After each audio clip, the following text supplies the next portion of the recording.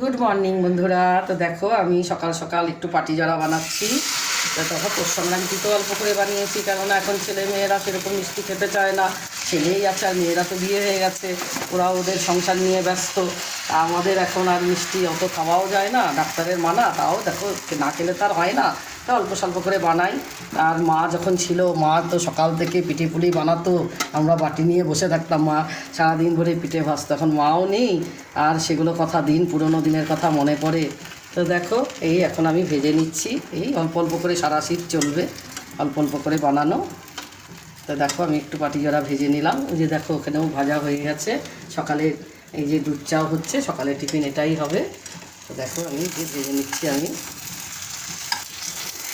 তো চলো বন্ধুরা, ভালো লাগলে লাইক কমেন্ট শেয়ার করো। তো দেখো আমি এইভাবেই পাটিজরা বানিয়ে নিলাম। কেমন হলো বলো তো।